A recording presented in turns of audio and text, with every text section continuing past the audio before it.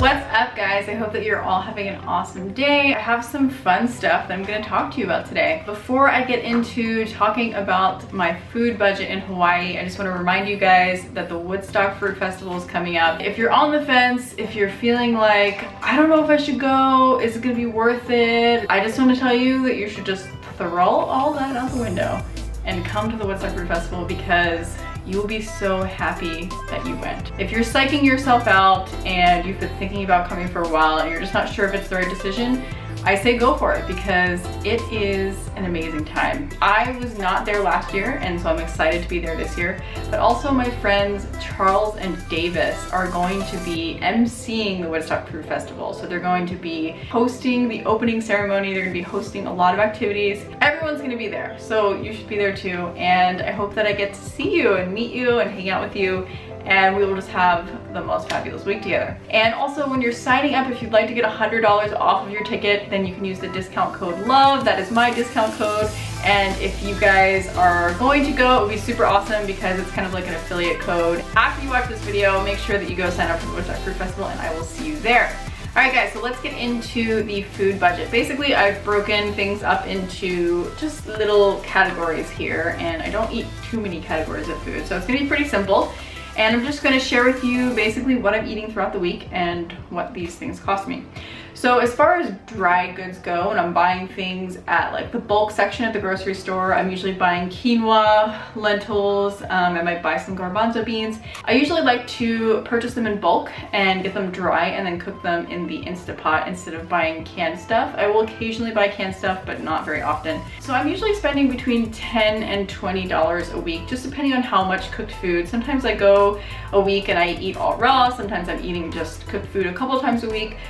So it can vary. It can vary between $10 and $20 usually. The next category would be fresh produce. I'm spending probably around $50 a week on fresh produce. Basically, I just go down to the farmer's market once a week. I'm getting things like mangoes, bananas, papayas, passion fruits. I have 2 lychee trees on my property, so that's really exciting. So I've been actually able to save a little bit of money by eating my own lychees. But there's a lot of different fruits that are in season, and it changes all the time, but we have consistent staples like papayas and bananas. I kind of supplement my fresh fruit with frozen fruit.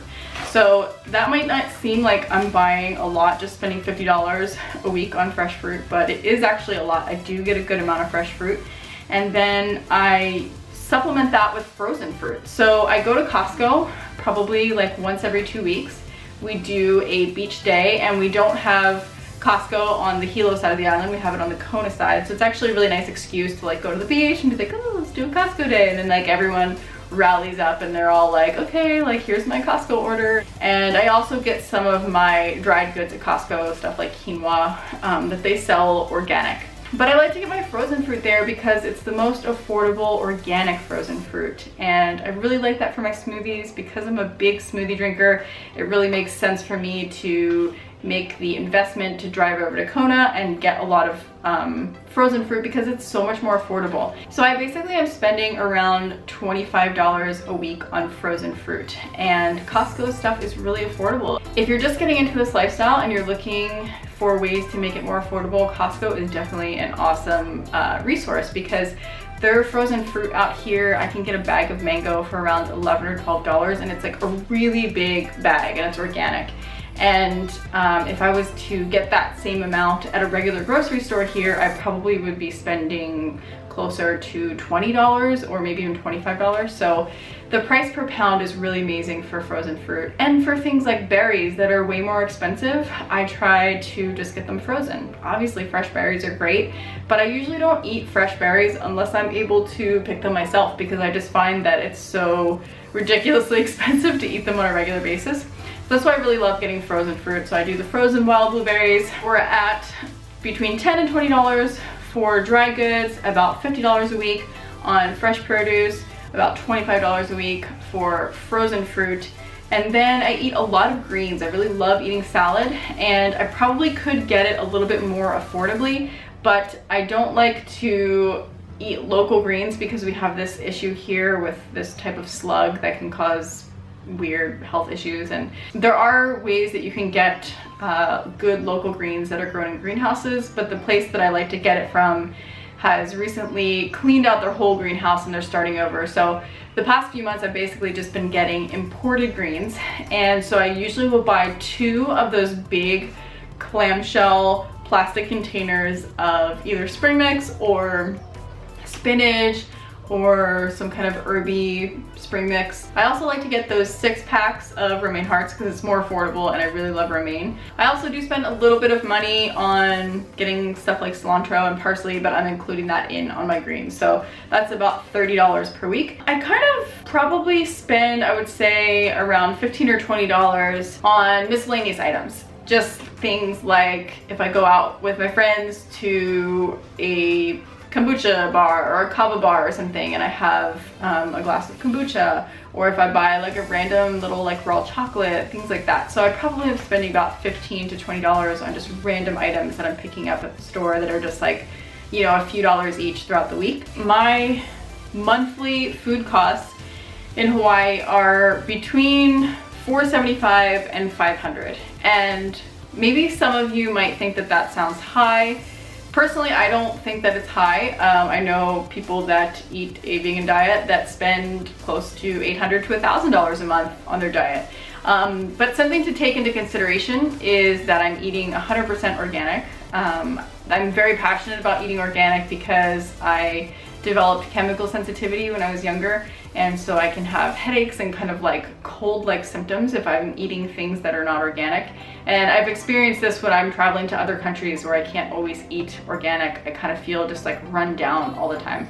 I really appreciate that I'm able to get to know some of the farmers here, which helps me to know what their growing practices are and feel more comfortable with the fact that something is actually organic versus stuff that's grown in other countries and I don't really know what they're doing. That's why I really love living on the Big Island. People here say Big Island, small world, because you really do get to know a lot of the people in your area. A lot of the farmers, they are your neighbor, and you get to really hone in on the best food, just eating the best food. And we say that all the time here. We're like, gosh, man, our food is like so delicious. It's so high quality. I hope that this food budget was helpful to you guys. Let me know if you have more questions down below, if you would like me to go into any more detail. And I also want to point out that there's a lot of people that are spending a lot less on food than me, under $400 a month on food. And those are people that really enjoy eating a lot of bananas and eating a lot of local taro and things like that. And you can really eat very affordably here. I think that a lot of people don't budget for food properly, and they spend a lot of money on going out to eat. They buy alcohol, they buy magazines, they buy a lot of things that they don't really need in their daily life, and then they don't have as much money available for food. It's really worth it to invest in your health and invest in yourself, because you're gonna pay for it either way, whether it's now or later. And if you don't really take care of your health and eat healthfully, then you're gonna have to pay for it later, whether it's with doctor bills, hospital visits. You won't be able to live and function and be healthy and be happy. So I think it's really worth it to invest that extra $100 or whatever dollars per month, if you can do it, to ensure that you have good health long term. And I think it's more important to focus on health assurance rather than health insurance. I really appreciate you guys joining me today. Please comment down below if you have any other questions about living in Hawaii. There's so much that I could talk about here. This is such a magical place, and I know that a lot of you guys are interested in learning more about Hawaii, about how to live here, and what it's really like. I'm here to answer your questions and make Hawaii seem more obtainable for you. If you guys missed my last video, I did chocolate chip cookie dough balls. I'll put a link down below for you to check that out if you haven't seen it yet. Stay tuned for my next video coming up in a few days. If you're not subscribed already, make sure that you subscribe, hit the bell so that you can get notifications. I do 2 videos a week, sometimes more, and I would love for you to see them. Thank you guys so much for watching, and I will see you soon. Bye.